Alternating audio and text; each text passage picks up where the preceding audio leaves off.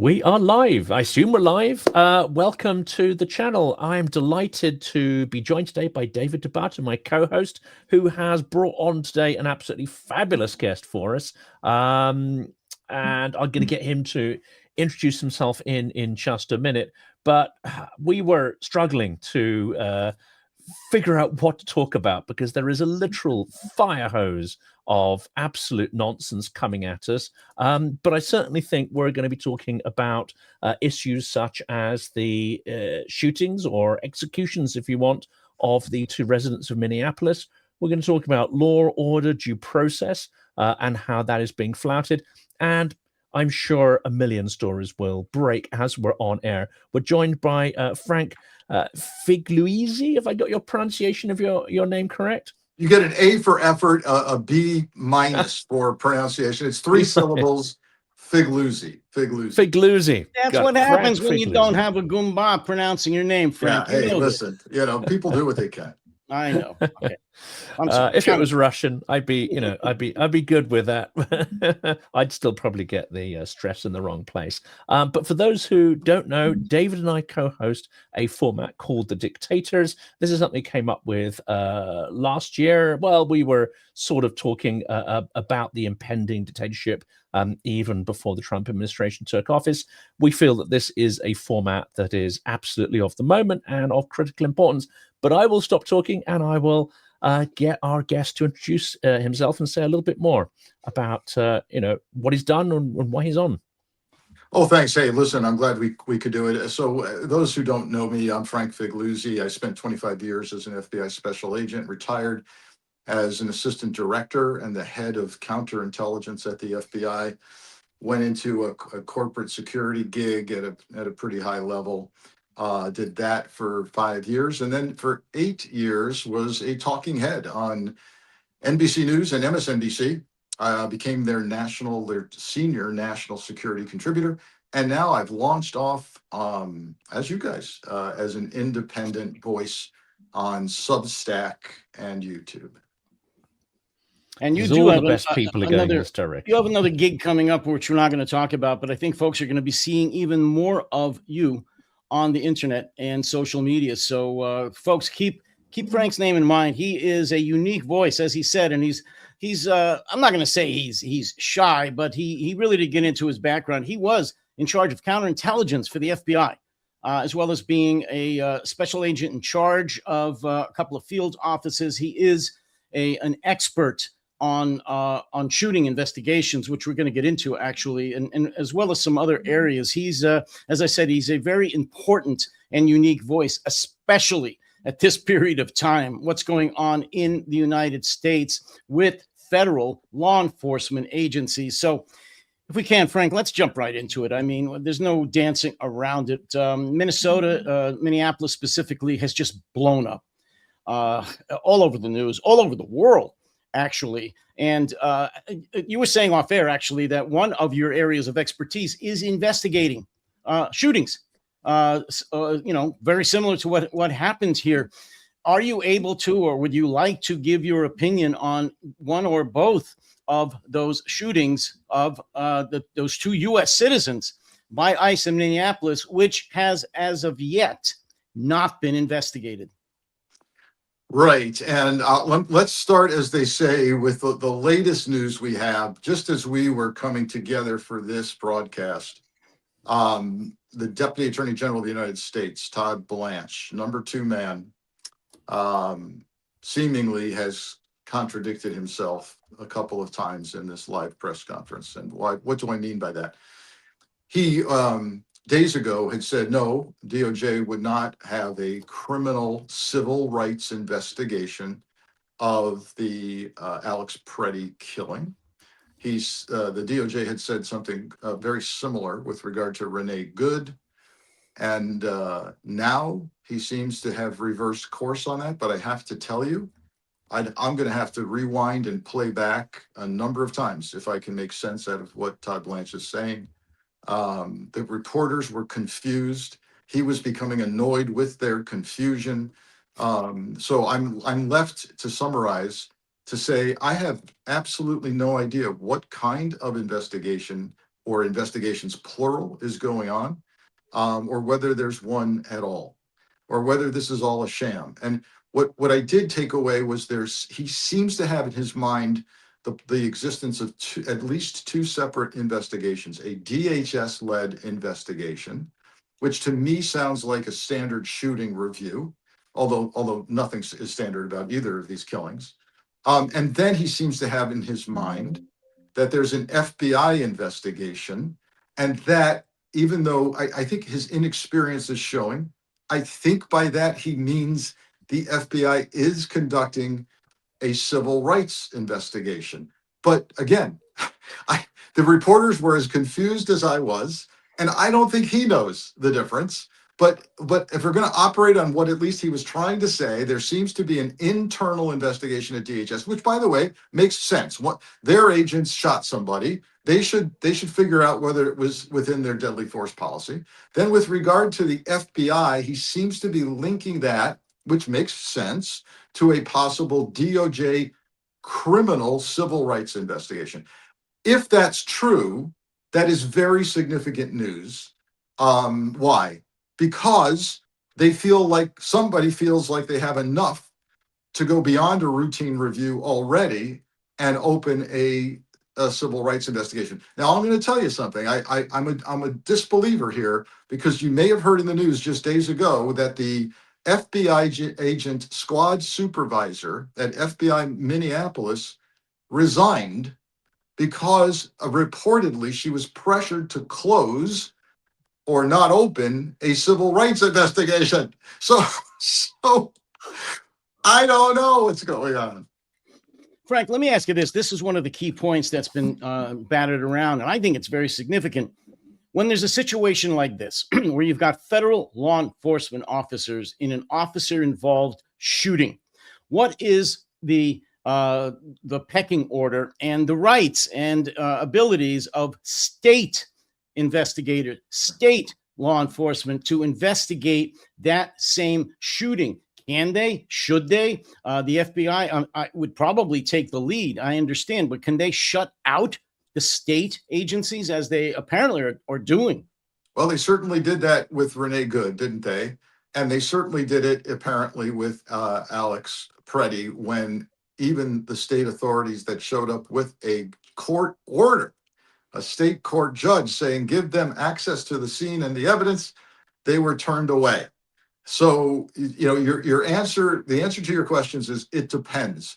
The way it works on a normal planet, David, and throughout my career in field offices and leading shooting inquiries as an inspector and chief inspector, is that first, the most common thing is that on its face, the FBI or whatever federal agency shooting looks like a legitimate use of deadly force. That's number one. We don't see this kind of, outrage in most highly trained federal agent shootings. So the police attitude typically is, okay, we get it. We saw the video. We know what happened. Can you please just tell us how it's going and let us know if you need any help? That's probably the majority of the cases I'm familiar with. There are cases where, because of a very activist district attorney or a governor or a mayor, here comes the police or the sheriff saying, look, do you mind if we ride along with you, and we'll assign a detective with your agents, and we'll all do the same interviews together and produce one interview report, and can we please do that? Yes, that happens. We are now in a situation where there is no credibility in the federal investigative process for numerous, there's numerous data points on that. We all saw what we saw, and where the state actually says, and by the way, this is a big deal for me to say this. As you know, I headed FBI use of deadly force investigations for agent-involved shootings. And now you're about to hear me say that I believe the only credible, comprehensive investigation that's possible here is the state or the county in Minnesota. Yeah, that's an incredible statement to make. And from my experience, pretty much going along with what you said, when I happened to be along or there for federal agents involved shootings, the feds, whoever they were at the time, like you said, whether it's the FBI or ATF or whatever, would take the lead. This is normal. This is the proper procedure. We, meaning the local law enforcement, would assist. We would do whatever they wanted us to do or not to do, but we worked together cooperatively. I've never, I've never seen or experienced the situation where, in a situation where there is an officer, federal officer involved shooting, the local and state agencies were shut out, were frozen out, point blank, told to get out of here by the feds. This is new and doesn't make for a good rapport between the agencies or to the American people. That's what I was going to ask as well. I mean, is there a clear evidence that they're trying to preclude local police from getting involved? And is there any evidence that they're not systematically following up on evidence? Because, you know, in the Alex Preddy shooting, it seemed that there was a lady very close to the action and was able to release a video, I think, the day afterwards, the one closest, and again, very brave to stay in that situation and carry on recording through it.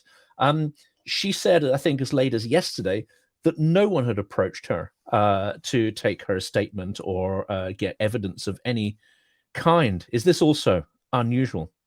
Yeah, I mean, your question, is there evidence that the feds aren't following up on evidence and conducting a normal investigation? Yes, in both the Renee Good case and Alex Preddy case. Look, when an agent shooter in the Renee Good case disappears, leaves the scene, his gun is not taken at the scene. You know, we do or do not know about body cams. He takes a cell phone out. They tell the FBI to close their investigation after telling us the FBI has the investigation. Yeah, there's all the red flags are there. With regard to Alex Preddy, yes, witnesses not saying I haven't been interviewed. Agents initially were told those agents were not on leave, which is standard admin leave, paid admin leave, decompress, get counseling, all of that, but also to facilitate the interview process. Then we're told, yeah, no, they're not working in other cities. No, now we decided to place them on admin leave. And we're going to deny a state court judge order to allow the state of Minnesota access to our scene and evidence. Yeah, none of this is normal. None. You know, I haven't said this before because I just haven't had a chance, but with you, Frank, I think it's a good time for me to do this. Much has been made, not enough, about the lack of training, the lack of discipline with these ICE individuals, these ICE agents. I'm not a use of force expert. I was an officer on the street. And I can tell you, even as a patrol officer in a small to medium-sized city police department, I went through any number of shoot, don't shoot scenarios. It's just standard for any competent police department. And we went through any number of them, some of them live on the range, some of them videos. We're in an indoor shooting range where we would have to make the same kinds of decisions these ICE agents or any law enforcement agent has to make on the street every day, split-second decisions. And from looking at the tapes, the videos that have been released over these two shootings, it's apparent that either none of these ICE agents ever attended a shoot, no shoot training, or they're just oblivious or just idiots. They're just incompetent. So this gets very interesting because, yes, the obvious conclusion that we've all been making at first was they're way out of their element. They're not supposed to be in urban environments. They don't know what they're doing. The training's awful. You know, we're hearing about 47 days of abbreviated training, 47 presumably because Trump is the 47th president of the United States. It's a game. They're hiring people who are not vetted. We've got mainstream media saying that guys are showing up at the academy with records and then they have to go home or they don't go home. We don't know. But here's what flies in the face of that. In both the Renee Good shooting and the Alex Preddy shooting, what have we been told about the shooter? Highly trained, seasoned, veteran instructor. Both cases, veteran instructor. So I don't want to sound conspiratorial here, guys, but when I put all the other data points together, the phrase that I use is a strategy of intentional aggression. When you see people slammed to the ground who are peaceful protesters, windows smashed because someone's fumbling with their driver's license, people being pushed, shoved, threatened, when they're not being targeted for deportation, they're not impeding or obstructing. I am left to conclude, guys, that we are watching a strategy of intentional aggression. And so if you say, Frank, wait a minute, are you implying that these two trained firearms instructors, veterans, know better and therefore deliberately took deadly force action? Yes, that's my concern. Yes. Well, that goes along with what many people are saying, including myself, that this is all, of course, a planned strategy coming right out of Project 2025, with the ultimate end game being the enacting of, eventually martial law, the Insurrection Act. You're kind of saying that. I'll say it. I've said it many, many times. They are doing exactly what you're saying. I think it's pretty clear, Frank, that they are instigating violence. They're waiting for something to blow up. And that will give the MAGA folks, President Trump, the opportunity, the excuse he needs to employ the Insurrection Act and declare martial law. Do you disagree with that, or is that pretty much what you're saying? No, I'm convinced that Trump is taking every angle possible, and that includes, by the way, the recent search and seizure of all of Fulton County's ballots from 2020.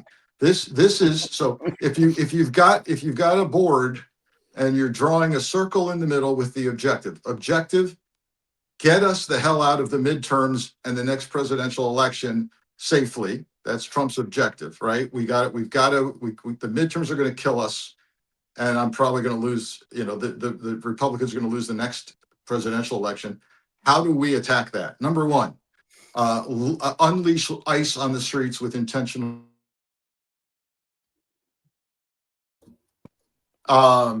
Show people that they could die for simply protesting, and let's get a riot going. Next, attack Venezuela and claim you're the interim president. Number three, threaten to imminently bomb Iran. Number four, let's show that there's massive fraud in our election process and seize all of the ballots in the key county in the United States. Yes, they're pulling out all the stops, and all of it is part of something. And by the way, people are saying every time one of these things happens, like the search yesterday in Fulton County, oh, this is a distraction. It's just a distraction. I'm here to tell you, at the point that everything is a distraction, nothing is a distraction.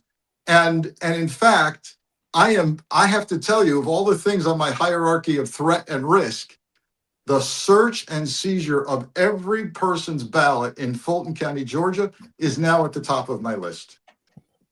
Well, and we were going to get to it. Go ahead, Jonathan. Yeah, we got to get into this Fulton County thing, but go ahead, Jonathan. Yeah. Whatever you need. Well, the question is very much related to that, because as we start to see this sort of evidence here, the use or the trying to create the familiarity between militarized streets to create that as a norm ahead of voting, is this pointing more to a strategy of massive voter suppression, rigged ballots, falsification, rather than outright cancellation of the election? Because it seems to me, based on Trump's previous patterns of behavior, to claim electoral fraud without evidence and lose those court cases, to then insist on continuing that kind of narrative, maybe he thinks that actually swinging the election is actually a lower friction, lower risk strategy than trying to actually suspend the electoral process. But I don't know what your thoughts are. No, it's a great question. I think two things can be true. I think he's going to try the least intrusive one, which is to kind of take bites at the legitimacy of various county and state elections. And this is the first shot we're seeing. What did he get a steady diet of for years? Sir, we don't have enough evidence to overturn an election. The evidence of fraud is not there. So he's now decided, I, God darn it, will generate the evidence of fraud. I can't tell you how concerned I am that in some government warehouse or office somewhere, and we still don't know where, every ballot is in the largest county, in the largest state east of the Mississippi River, is now in the hands of Pam Bondi and Donald Trump. And as soon as that seal is cracked on those boxes, the security seal, which has been in place now for years, all bets are off on the level of manipulation that's going to occur. The mere cracking of the seal is going to generate so much doubt in whatever is said next that none of it can be believed. And who's going to count all of these that they've been counted and recounted and audited and state certified and litigated in court? And the court, the voting clerks have testified and before Congress and the January 6th committee. And yes, I passed a ginger mint to the lady next to me. It wasn't a thumb drive. It was that you saw, that Rudy Giuliani saw on a video. It's been done. And the fact that a federal magistrate has signed off on a search and seizure warrant on what we think is old news should scare all of us, because if you can do it in Georgia and get a warrant for seizure, you can try it and get it done in other states.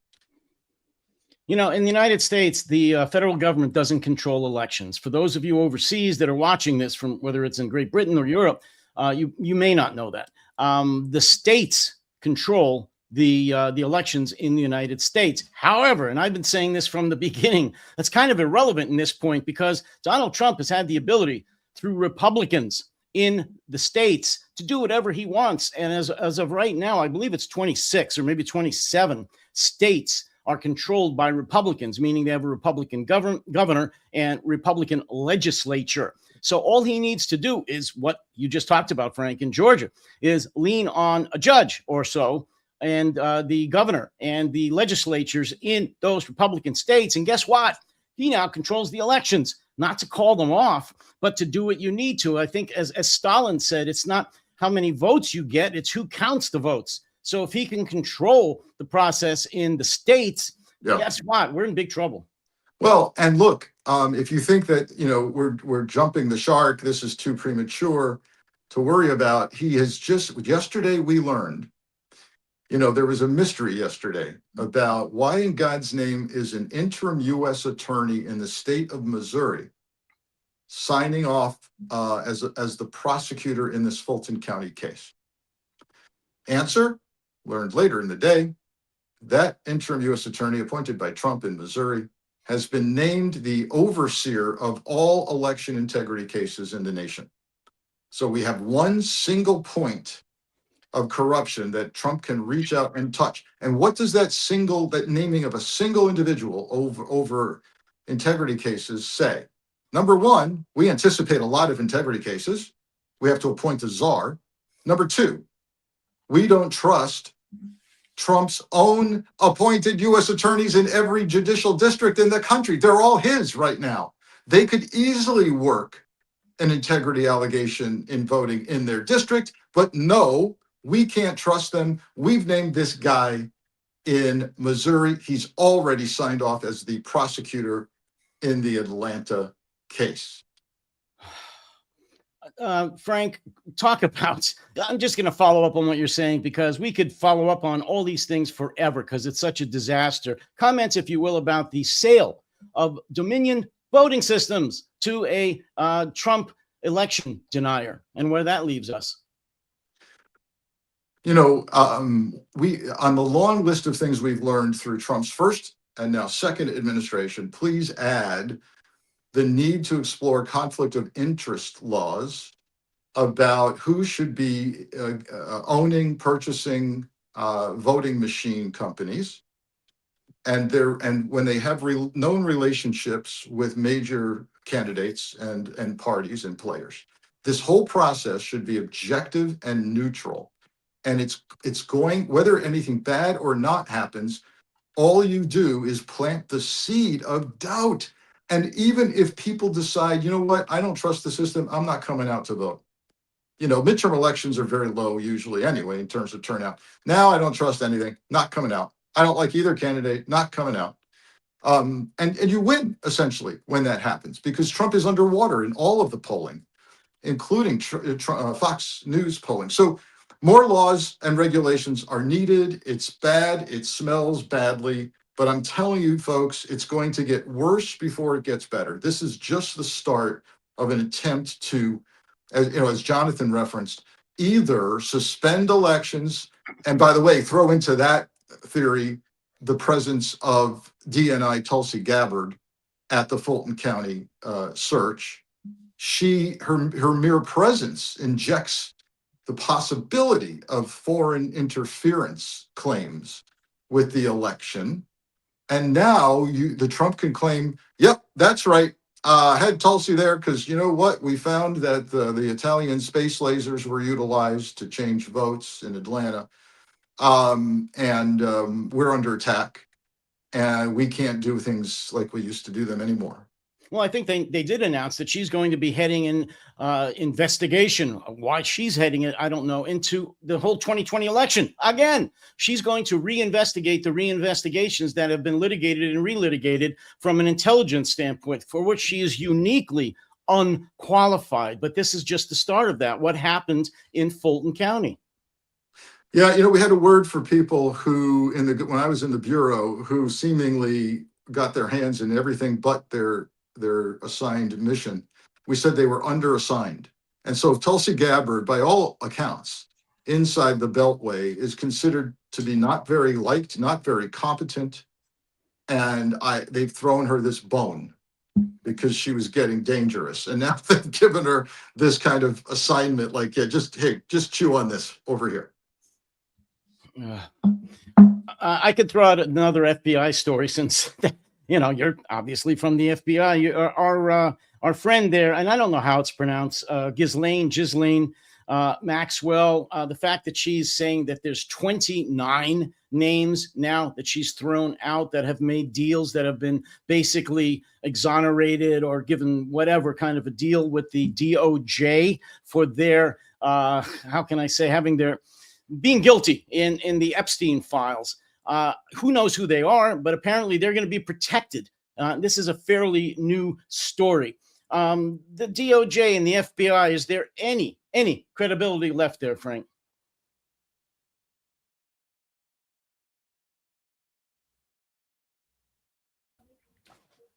I think Frank's frozen.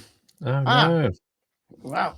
I hope he's not frozen emotionally, and it's just his microphone, because I asked him about the FBI. Yeah. While he's stunned by your question. Well, I'm sure he silence. is. But let's hope he rejoins.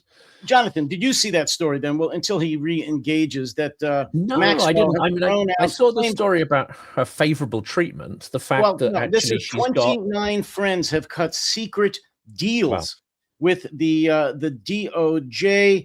She has argued that prosecutors cut deals with Epstein associates while prosecuting her, and also then going after Democrats. So she's given them the names of these people that apparently she wants to be untouched, that may be guilty, or probably are guilty as sin. Who knows who they are?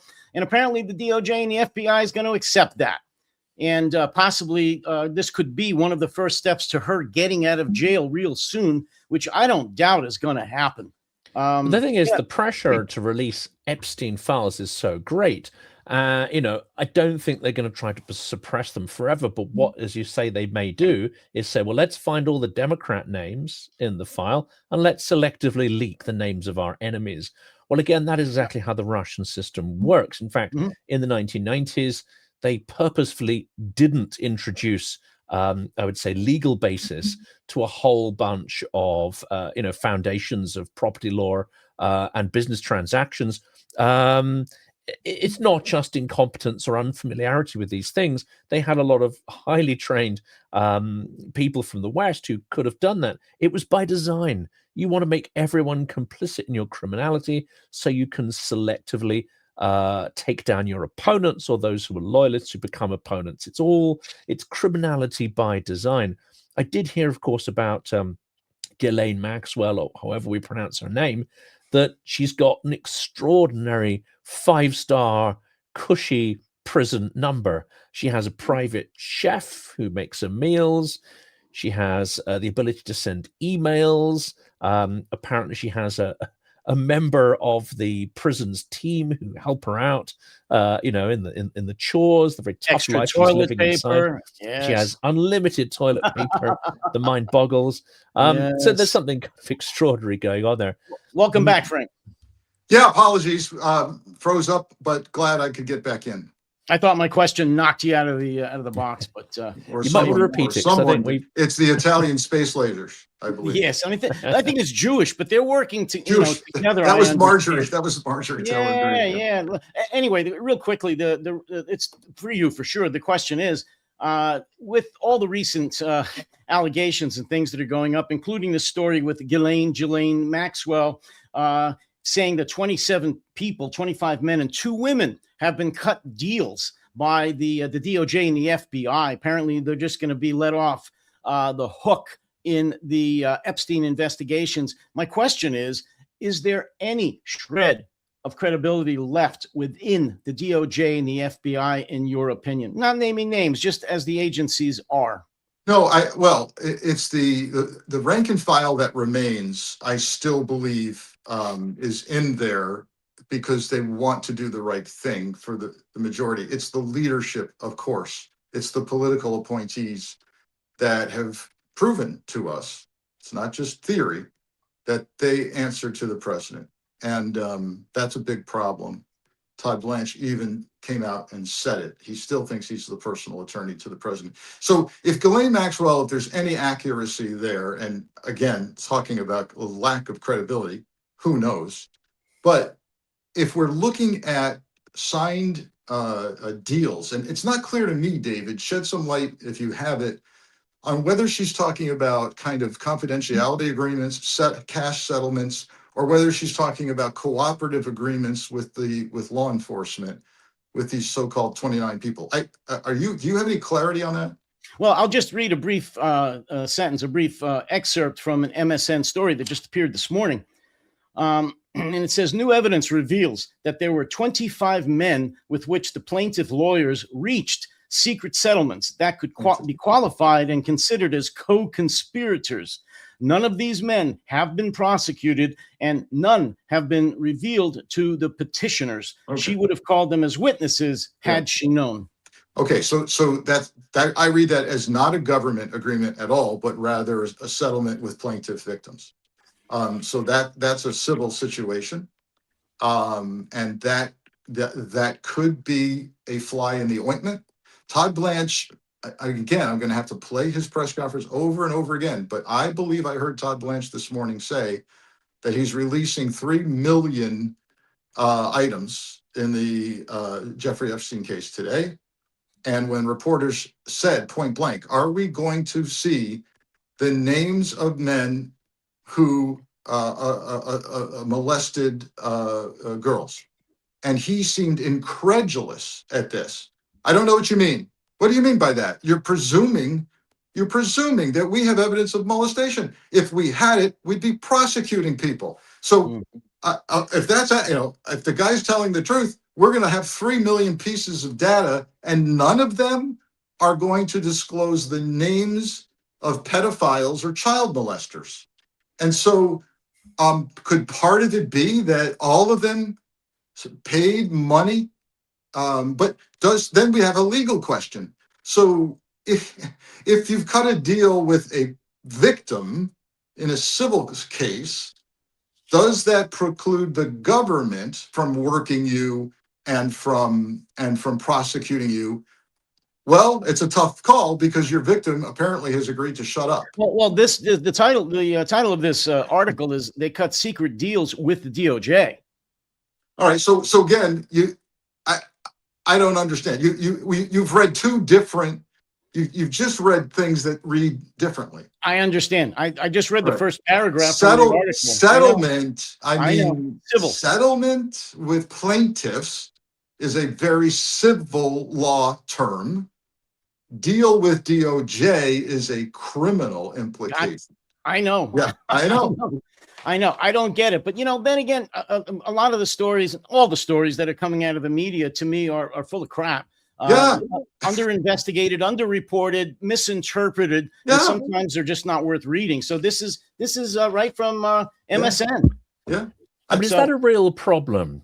Jumping that, is this a real problem and we saw this in the Ukraine war? We've seen this in as you become expert in a certain area, you start to realize how, let's say, weak the media coverage often is. They're asking the wrong questions of the wrong people, or they have a particular political bias, which means they avoid certain topics. And when we had the execution of Alex Pretty, the first thing that happened was a presumption of guilt on the part of Kristi Noem and others. They came out immediately, not only pronounced guilt, but a whole array of absolutely outlandish allegations that don't stand up to any of the subsequent evidence as far as we can tell. Isn't that itself maybe the biggest aspect of this story, the presumption of guilt by officials here, which goes against any kind of prior practice? That, however, is not what seems to get the media attention, is these stories of process and how we are already, living in extraordinary times. Not that someone gets executed, but that all the norms of due process and law are out of the window. I think there's, you're onto something clearly. There's two related things, at least, that happen around this. One is far-right entities like Fox News will jump on that smear campaign immediately. They're looking for guidance, direction. Who knows if the guidance and direction is coming from Fox News to the White House?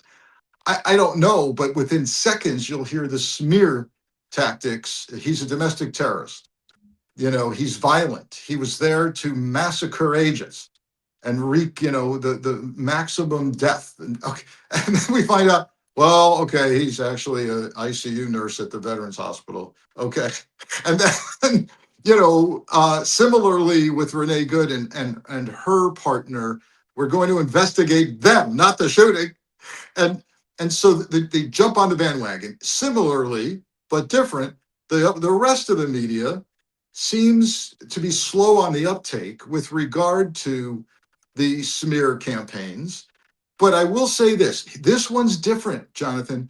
This one, we finally had major anchors and show hosts, CNN, MS Now, saying, even CBS, Washington Post, the government is lying to us.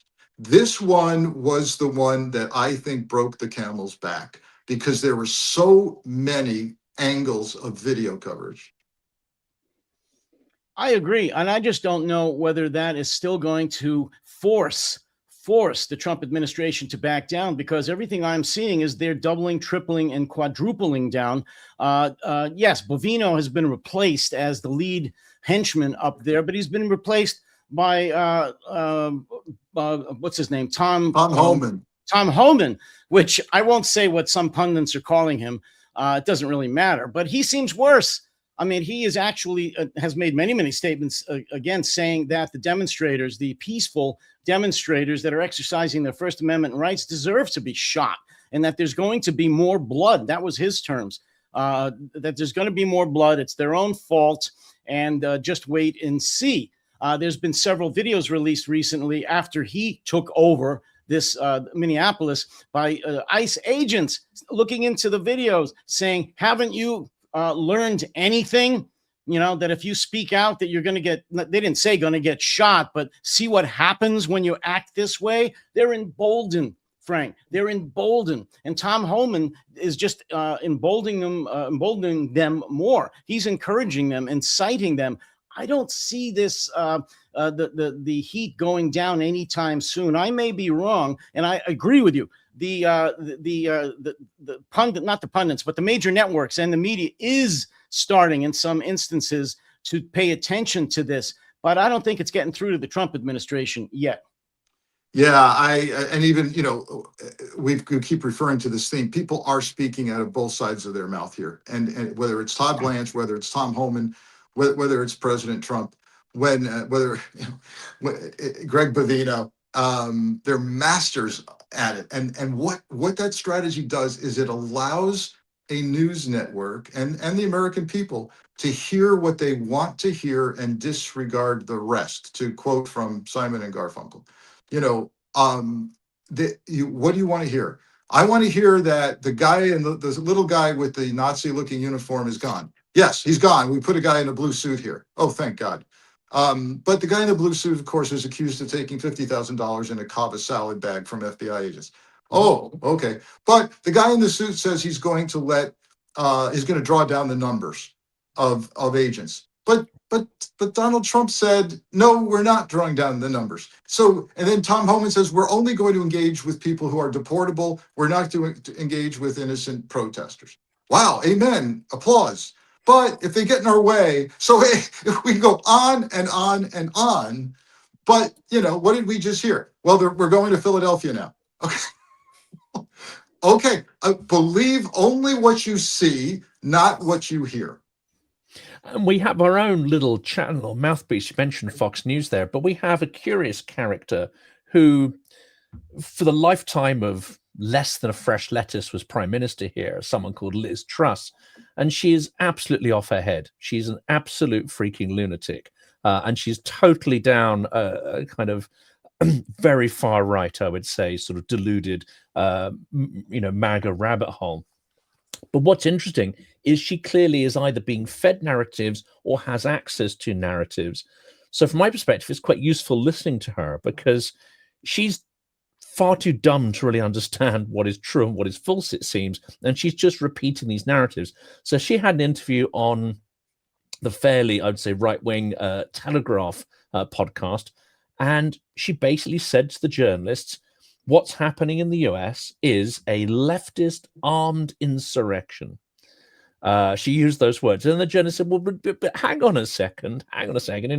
First, Rene Good wasn't armed, and then Alex Preddy was well within his Second Amendment rights. And she sat there for a couple of seconds in silence and then just repeated the same line. ICE can do whatever they want because they're facing a leftist insurrection. I think she kind of gave away one of the key narratives of how they're going to try to spin this. And it reminds of maybe actions of Daracet, the CIA in the late 50s and 60s, when you want to topple a government you don't really like, and there's some left. This smacks of the kind of simplistic narratives that are used in state capture and toppling regimes, and then not beyond the KGB, they would have used exactly the same kind of manipulated, simplistic language.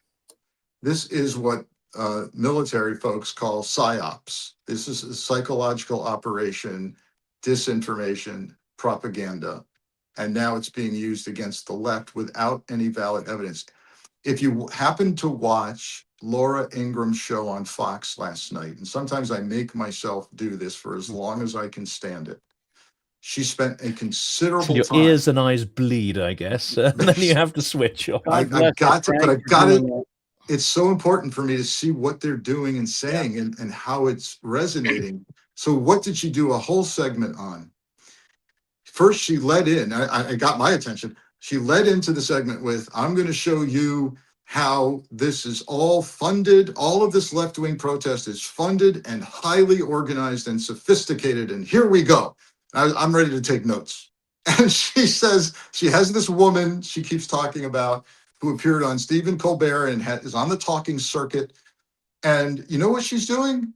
She's training people to blow whistles and have neighborhood block watches. And she's teaching them their First Amendment rights and asking neighborhoods to organize. No mention of funding, no mention of illegal activity. In fact, the statements the clips that Laura Ingraham showed were actually this woman going out of her way to say, of course, we're not going to assault officers. We're not trying to stop lawful action. No, but so this is the sophisticated, highly funded, organized protest movement. I heard a woman saying, we're just going to exercise our rights.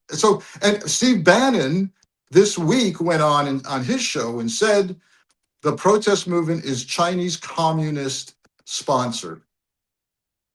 No evidence of that. Well, Frank, that's where the media is letting us down. One of the many, many, many ways they're letting us down. They need to push back about that, against that. They need to go out and start interviewing people. They need to do an investigation. They need to go out and prove that that's wrong and present it to the American people. They're not doing that. No, part of it is too much. The news cycle is filled right now with outrageous stuff to cover. Granted. But what I don't see, with the exception of CNN, who has the guy's business card and actually says, I'm the fact checker. I come on and fact check, and they get him on a lot. I don't see that kind of dedicated role at the network saying, look, every day we're going to spend a segment on fact checking. No. And what about the Democrats? I mean, they're falling down on their face too. They're the opposition party. They're not working overtime or even halftime to disprove these lies either. Well, David, I was worrying about that. When I was doing the dishes this morning, I thought I'd spin this to you. Are the Democrats intentionally kind of standing back on the theory that, when someone like Trump is destroying his own credibility, the best thing to do is not to intervene? I wonder whether that's too sophisticated. Yes, you're clairvoyant. You hit the nail on the head again. That is exactly the theory from Chuck Schumer, the Senate leader, the minority leader of the Democrats. His whole philosophy, his plan has been to let the Republicans burn out and destroy themselves and have the Democrats sit back and do nothing. That's absolute BS. That's crazy. Which is great if you have another election to capitalize on that. But if you don't, it's not going to work so well. It's not working. And that's crazy. And he's doing that. So the Democrats are doing that. And in my opinion, the media is doing the same thing. There's no pushback to any degree against the lies, the propaganda, the Soviet-style propaganda that is being thrust on the American people. The corporate takeover of journalism almost at every turn is really going to be looked upon in our history someday as the demise of a free press. The bending of the knee to please Trump out of two things. One, this is initially what threw the media, mainstream media, for a loop was, my God, more than half of voters went for Trump. We've got to really acknowledge that. And you know what? That's an important discussion. If you're gonna lose people if they voted, against your biases. But the next thing that happened was turned into Trump-controlled media. With, and we can go on, Skydance and Paramount Plus, Paramount and Warner Brothers, and now who's going to buy Netflix and who's going to own CBS? And okay, now that's different. That's not, we better provide balanced coverage because we have a lot of people out there who like Trump. Now it's, we better not say anything contrary to Trump. We better keep him happy, or we're going to somehow go down the tubes on mergers and acquisitions. And I think we're looking at the demise of journalism. Let's bung $40 million for a Melania documentary as a giant bribe, which no one's actually watching. Yeah, and by the way, but I don't. So again, another thing. So it may seem like a small example. You just the first lady has a movie out. Where are the journalists going to be when they dig in? You can assign this to an intern, for God's sakes. Go ahead and look at the advance tickets purchased at key theaters around the United States. Tell me, like I saw in the Los Angeles area yesterday, someone showed all the front seats have been purchased in a couple of major theaters for Melania. Send an intern down there and see if those seats are actually filled, or ask the theater manager whether they were purchased in bulk, and no one showed up. That's a story. That's a story.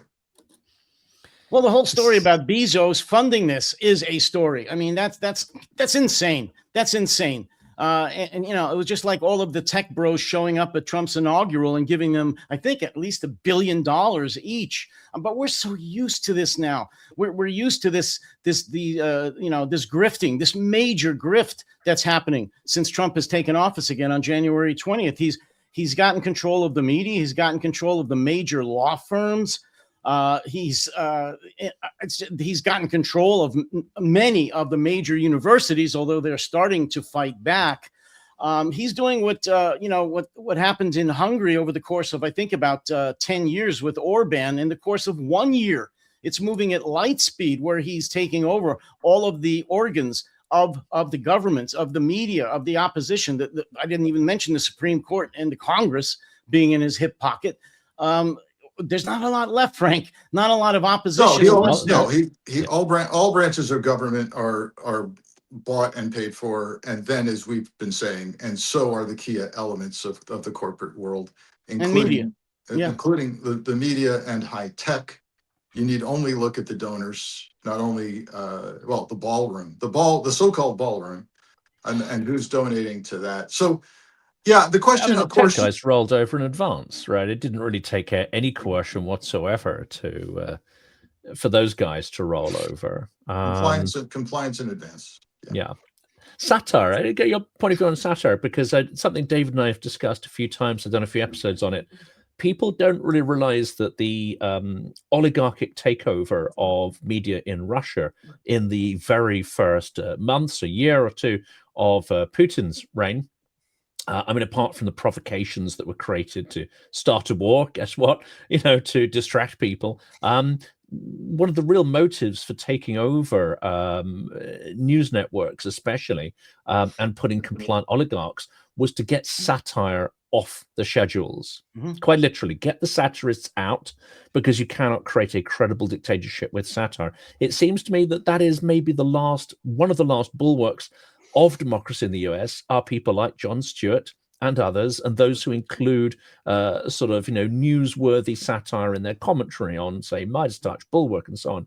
So how important is it that we still have these, I would say, islands of not news, but truth, and especially packaged in a way that is semi-entertainment, that gets a mass viewership? You're right to look at this. Humor is there's nothing humorous about humor when you're talking about fighting a war against fascism and authoritarianism. And people like Jimmy Kimmel and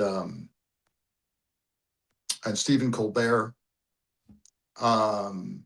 they're going to morph into other platforms, but they're being pushed out. And if you can still laugh at the leader, there is always hope. There's always hope that he comes across as a buffoon. And there is a public service when a leader is threatening democracy, to have talented people exercise their free speech rights every night on television and poke fun in a way at this man who seems to be a legend in people's minds, a demigod in people's minds. Yes, it's essential to be able to do that. And even in a small way, some of the humor coming up around Melania's movie is it's not just a quick joke. It's the ability that we still have, while we still have it, to exercise free speech. So, the jokes, which I think are hysterical, the one where, boy, if they played Melania as the in-flight movie on a plane, people would walk out. The Abraham Lincoln reviewed the movie and said it was the worst theater experience I ever had. This serves a function to let people know it's still okay. We're still a free people. You gave me a great idea. I am going to have to contact my good friend, Colonel Shaiskopsky, from the Nyet Delusion Zonesky on YouTube, and focus him towards Donald Trump and not Putin. Because you're right, satire is the biggest enemy of dictators, as well as the truth. And so if we can start poking fun while we're still allowed at Donald Trump, making him look like the buffoon that he is, that will go a long way into denting his message with at least some of the American voters. Yeah, it's the schoolyard bully who's scaring kids until one kid comes up and says, "Hey, your fly is unzipped." It's that. I agree. I think we're running out of time. Jonathan, last words, and then Frank. I mean, this is one for a future conversation, I think. But what troubles me, and again, we can relate this back to the media who don't put things in a framework or an analytical framework. The thing that worries me, which is a whole other discussion, I guess, is the similarities between the state capture that we're seeing and the kind of playbook that we saw unfold in, say, Georgia with the Georgia Dream Party and Yanukovych in Ukraine. And of course, Ukrainians rose up against the hollowing out of their state. And this, I know we can't answer this in a minute or two, but I'd love to sort of, have another discussion about the similarities in what we're seeing in the US and that sort of playbook of state capture and erasure or hollowing out of good governance that is very much part of the Russian psyops and playbook. So, I mean, my last thoughts, let me go off, if you allow me to go back to Alex Preddy and the desperate need for a thorough independent investigation, most likely by the state or the county. And the revelation of a prior existing video of him interacting 12, 13 days prior to being killed, where he's at a protest. He allegedly kicks the rear taillight out of a federal van, and an agent comes out at him. Why people are going, oh, does this change anything about the mindset, the shooting? No. But here's why it's important. With all of the now revealed facial recognition technology and the standard procedure of photographing peaceful protesters and putting them into a database, all of this now confirmed, is it possible that either those very same agents who had their rear taillight kicked out by Preddy were the ones on the scene when he was shot and killed, or two, do you not even have to prove that, but rather simply show that Preddy was already in a facial recognition database from prior interactions and was known to agents as a so-called troublemaker? That needs to be part of the investigation because it could explain a whole lot about the aggression against him. And doesn't that make it premeditated in some way, as opposed to, Yes. Well, there's the word going around that there is a database that's being collected by DHS of anybody who shows up at demonstrations with facial recognition, Frank. They're going into I won't say a kill list, but a list of, who they should target. The mainstream media has confirmed within the last 48 hours or so that that DHS acknowledges they've gone operational on facial recognition. There you go. It is being used, and it's being used against peaceful protesters. Yeah, blow a whistle and you might get shot because you're in the database. That's all we have time for. Frank Figliuzzi, I cannot thank you enough. Former assistant director of the FBI for Counterintelligence, now a geopolitical analyst on the internet. He's going to be the name of your well, maybe you don't want to say it. He's going to be not yet, but you're guaranteed to find it at the Frank Figliuzzi on Substack. There you go. And talking about which, you can find me at the No Delusion Zone on YouTube. I encourage folks to go over there and take a look and hopefully subscribe, as well as my website, protectingtherepublic.com. And take a look there, become a subscriber as well. Again, that's all the time we have for Frank. Thank you so much. I wish you luck with your new venture. Stay safe, and we hope to see you again very, very soon right here. Thank you. Thanks, Jonathan. Thanks, David. Take care. You bet.